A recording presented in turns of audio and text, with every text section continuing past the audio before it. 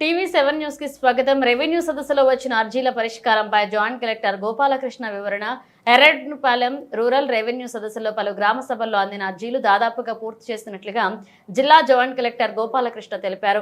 ఎర్రగొండపాలెం పట్టణంలోని స్థానిక తహసీల్దార్ కార్యాలయంలో గురువారం సాయంత్రం విలేకరులతో ఇష్టాగోష్ఠిగా మాట్లాడుతూ రెవెన్యూ సదస్సులో పరిష్కారమైన అర్జీలు తాలూకు వివరణతో పాటుగా జేసీ లాగిన్ పరిష్కరించే పలు సమస్యల గురించి వివరించారు.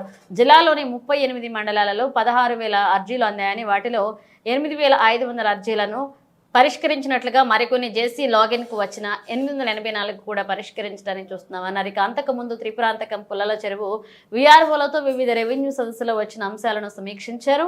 ఈ సమావేశంలో రెవెన్యూ గ్రామ సభలలో వచ్చిన అర్జీలలో వెబ్లాండ్ అలాగే ఆర్ఎస్ఆర్ ఎండోమెంట్ ఫిర్యాదులు పరిష్కారం చూపే పనిలో ఉన్నామని, ఎండోమెంట్ భూమిని ఇతరుల లాంటి వాటి తొలగించే మార్గం చూస్తున్నామని, ఎండోమెంట్ భూములు ఆర్ఎస్ఆర్లో దేవుని పేరుతో ఉండే విధంగా చూస్తున్నామని, సర్వేపై భూసేకరణ మరియు భూ అన్యక్రాంతం తదితర అంశాలకు సంబంధించి సమస్యలు త్వరితగిన పూర్తి చేస్తామన్నారు. ఎర్రగొండపాలెం మండలంలో రీసర్వేకు పైలట్ ప్రాజెక్టుగా రామచంద్రాపురం తీసుకున్నామని, అక్కడ రీసర్వే రైతుల సమక్షంలో మహత్తరంగా జరుగుతుందని, ఏప్రిల్ 26తో ముగింపు దశకు వస్తుందని, అదేవిధంగా జీటీపీఆర్ఓ మే చివరి నాటికి 38 గ్రామాల్లో పూర్తి చేస్తామని తెలియజేశారు. ఈ సమావేశంలో సబ్ కలెక్టర్ వెంకట త్రివినాథ్, తహసీల్దార్ శైలేంద్ర కుమార్, డిప్యూటీ తహసీల్దార్ నల్లగాటి మల్లికార్జున నాయుడు ఉన్నారు.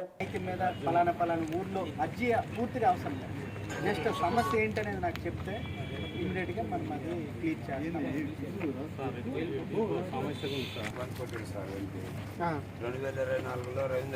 చేతులకి తీసేయండి అమ్మా, చేతులు నేను మామూలు 2022 కొట్టారు సార్.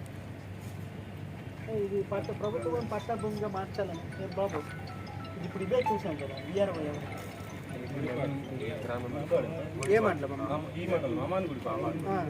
ఇలాంటి సమస్యలు క్లియర్ చేయడానికి నేను ఈరోజు వచ్చాను. ఇప్పుడు 20 ఫైల్ క్లియర్ చేయాలి.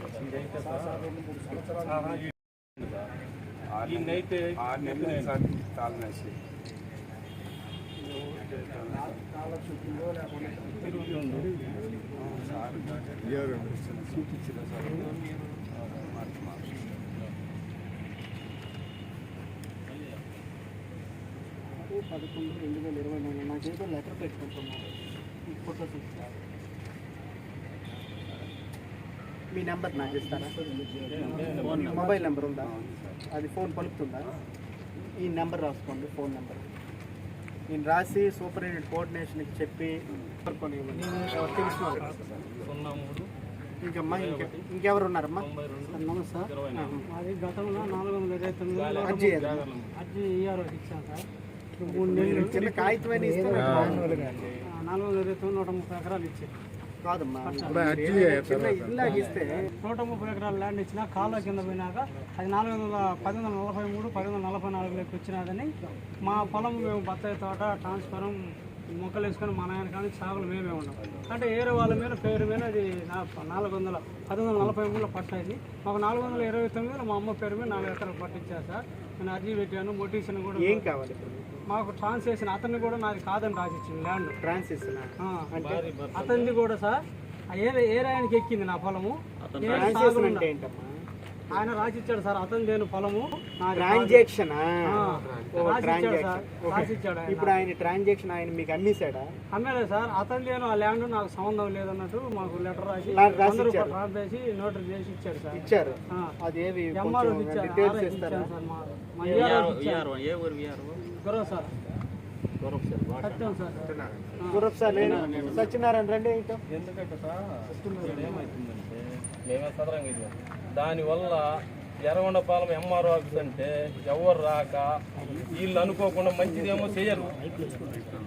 యాను రేజ్ చేసిపోయారు. అది మొత్తం మీద పడి ఇప్పుడైతే ఒరిజినల్ అయిపోతుంది. ఇప్పుడు బాగా ఇబ్బంది అయింది సార్ ఎలక్షన్లో. ఇప్పుడు మీరు ఏ విలేజ్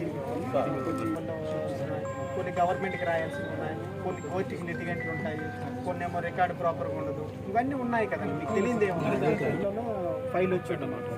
ఏం నడుచుందో నేను చూసి చెప్తాను. నువ్వు అందుబాటులో సో కాబట్టి ఇది కూడా మన సిసిఎల్ఏ గారు చెప్పారు, సబ్ కలెక్టర్లు ఆర్డీఓలు రెస్పాన్సిబిలిటీ తీసుకోవాలని చెప్పారు.